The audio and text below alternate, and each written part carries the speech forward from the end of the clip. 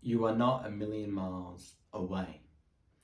There I was as I was sitting down in one of the best vegan restaurants in Melbourne, or so I was told, and I was about to have a bite, and then as I did, it hit me.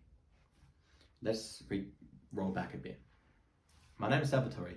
Since moving out of home, I challenged myself to obviously be independent, but also cook frequently and really hone my ability to produce yummy and enjoyable food, right? And in sort of doing so, I thought that my food I was able to cook was at a certain point, and I thought it could never be, or it wasn't at the level of a restaurant or beyond that. It just seemed this is pretty good for someone at home, but would never be something that could be considered, say, a dish at a restaurant, for example. And this is where it gets really interesting. And this is why I kind of wanted to create this video to inspire you.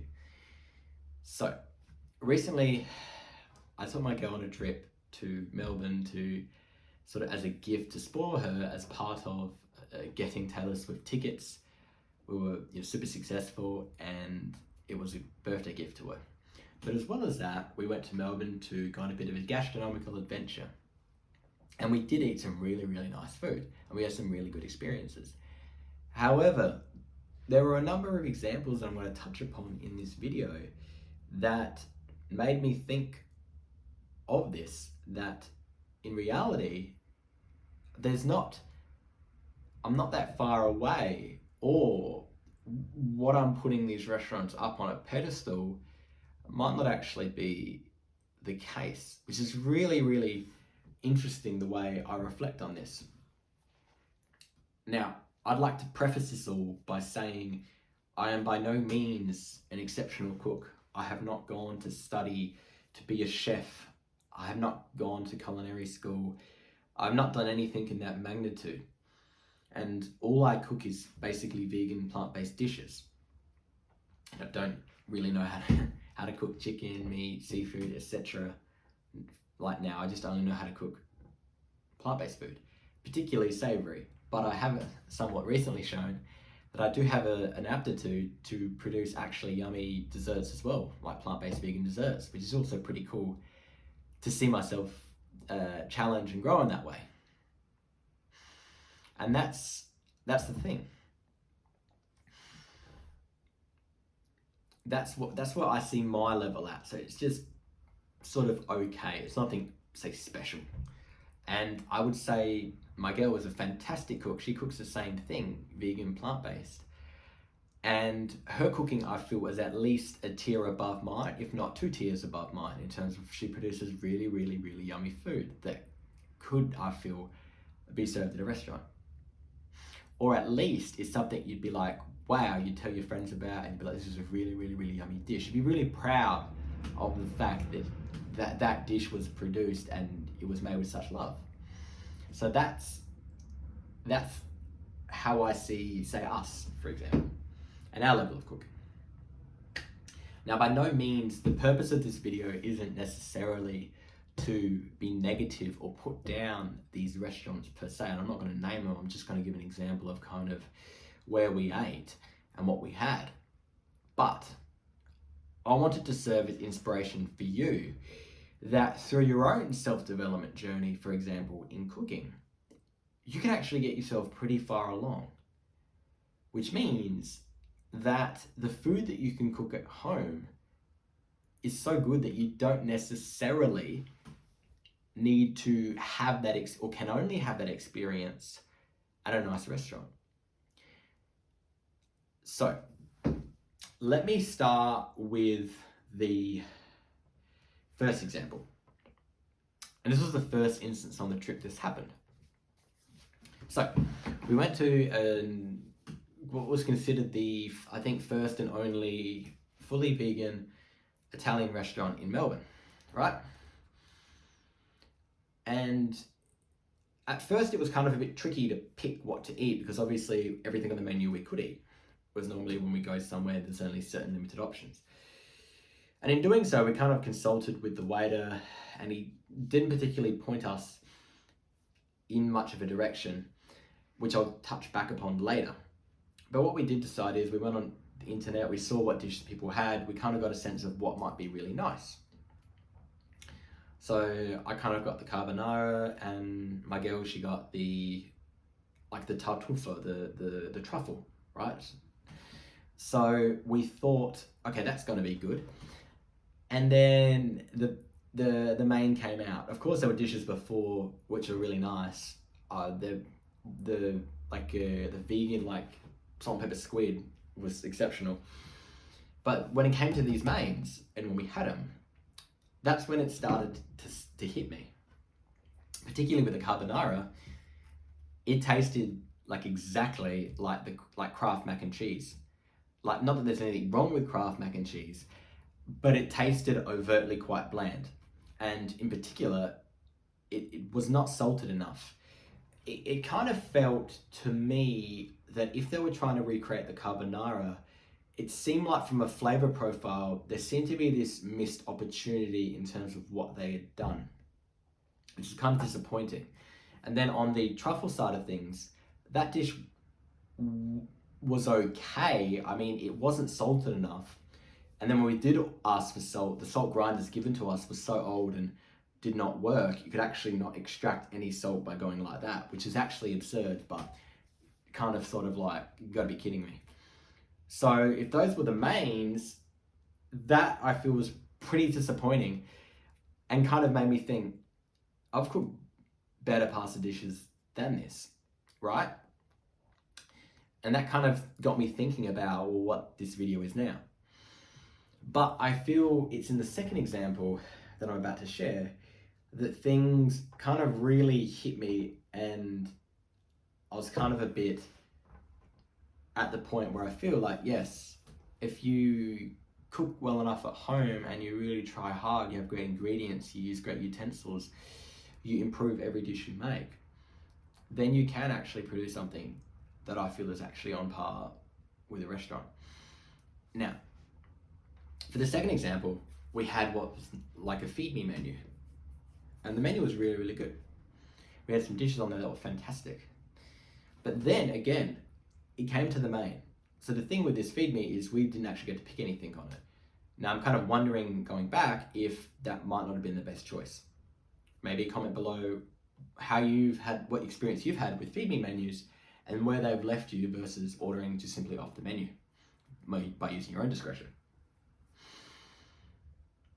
And actually, turning back to the first example, when asked the waiter, he said, well, I'm not vegan, so I actually don't know what tastes good and I haven't tasted anything, or haven't really tasted anything. So that was kind of a bit disappointing to kind of hear that there wasn't any consensus, or what do people mostly order. That was kind of confirmed by that waiter. But sorry, going back now to the second example, the main dish came out, and like I said, I took that bite. There was this kind of, I think it was grilled or barbecued piece of leek, and then it was kind of put to sort of get cold or chilled, and there was this gribice, which I think is an eggy mayonnaise, almost like, I'm probably butchering it, but like this type of cream. And of course the dish was actually like cold. I guess that's how it's meant to be served. But because of the texture of the leek and this gooey sliminess of the gribice, it was actually really, really, really difficult to stomach and actually swallow because of kind of that consistency that it had. It didn't feel particularly nice. And the other main served alongside it was an oyster mushroom that had been marinated in this like harissa, or almost like a Spanish style like spice, so to speak. I'm butchering what it was, but that's what it was sort of served as. But as we took a bite, it was really like the spice just wasn't balanced out. It was really forward, and there was this underlying tartness to it that kind of made you clench your lips like that. And again, that was very, very difficult to stomach too. So kind of by having these, I thought, well, that wasn't particularly great, and I was actually a bit disappointed. But then that's not the weirdest thing. I don't know if it's because we had a lot of food or those two things were quite difficult to digest. Minutes later, when I went to the toilet, I actually like threw up the dish, like, and that never happened before at a restaurant. And I thought, well, for the fact of what we're paying, which came out to over $200, it shouldn't be getting this service. And it kind of really made me think, this is actually quite disappointing, I feel. And see, I don't necessarily know if it's because, as I understood, the story of this restaurant was such that the owner wanted to delve into fine dining on a vegan experience. They weren't personally vegan, but found it interesting to explore that. I don't know if that's where the fault in the design of the menu comes from, or the fact that that main wasn't that great, or the chefs had an off night or something, but it made me realize that that's actually kind of not up to scratch. And as I reflect, I kind of should have made it more apparent to the staff and give them proper feedback and say, look, I don't feel that's appropriate to pay for that, seeing as I couldn't stomach it. But of course, I just wanted to be nice, and I thought that was a weakness of mine. But by confessing this here and being more honest, it kind of got me to the point that I feel next time that's how it can actually benefit those around me, instead of kind of almost putting them down in this sense. And that was kind of, again, like, that was really disappointing to have that experience. And it kind of, and here's where I think, like, me and my girl reflected and were able to get to the point that we understood what was kind of lacking in this sense. See, for us, we like to cook a lot of like legumes, beans, like chickpeas, like tofu. All these things, beans and legumes, for example, are particularly nutrient dense and very hearty. These dishes that we cook, or that I like to cook, that have these front and center are actually more or less vegan by default. Whereas I feel a lot of, for example, this fine dining cooking actually overlook the simplicity of such a dish and simplicity of those ingredients and doing them really well. I mean, obviously they tried to do something really fancy with the leek, but I don't really think it landed. But I feel like it seemed that they were almost afraid to use like beans in this regard, whereas it's something that me and my girl would consume on a daily, almost like bi-daily basis, like at least once every 2 days, because we know how important they are and, you know, the sustenance behind that. And I'll now then touch upon the third example, which is actually something really interesting. So we went to a place we're really excited to go to that had a number of vegan ramens, which is super awesome, like vegan ramen, cool. Like, it's gonna be super yum, right? And what we had was pretty good. Like, not gonna lie, it was really tasty. The ingredients were done really well. However, the expectation I had in my mind, again, was kind of that it would be, seeing as it's a like Japanese vegan restaurant, or mostly vegan dishes, the profile of flavor, what they would be able to showcase, like in terms of flavor, would be at that level, that really, really high level, that'd be like, wow, that's really inspiring. I want to cook this in a certain way, and I've got so much more to think about. But to be honest, when we had it, it didn't leave that impact on me. It was good, don't get me wrong.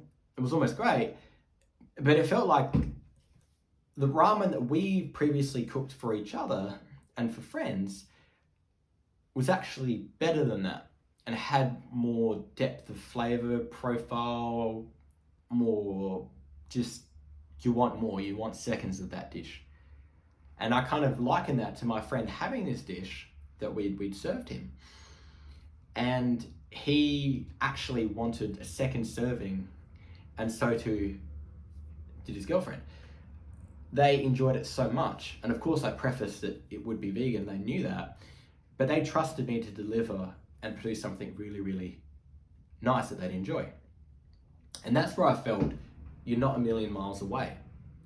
Because by cooking for yourself and really going through that self-development journey of say food, for example, you're really able to hone into the flavors. And by limiting yourself to, say, for me, like the niche of, say, I don't know, vegan cooking, no, it's not really niche, but just bear with me.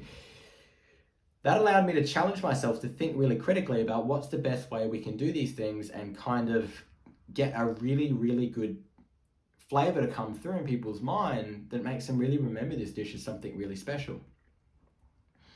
And that's where I feel like it came back to this idea that you're not a million miles away. And where we come from, it kind of made me think that, look, at the end of the day, you can actually cook to this level, if not greater, if what you're having in your experiences isn't anything that's leaving you blown away or particularly inspired. It means that really your dishes should be there. And I'm not trying to say that I'm like gonna go start a restaurant or anything, but it means that if you really focus on something, you can actually conquer this mountain and then conquer the experience and have that reward of giving that love to others through food. And that's what I'm trying to get at. And it doesn't have to be that you have to go out to have that mind-blowing experience, because you can produce it too. And I know you can. So that's what I'm trying to get at. So I want you to, in that way, conquer those mountains and conquer life. Thank you.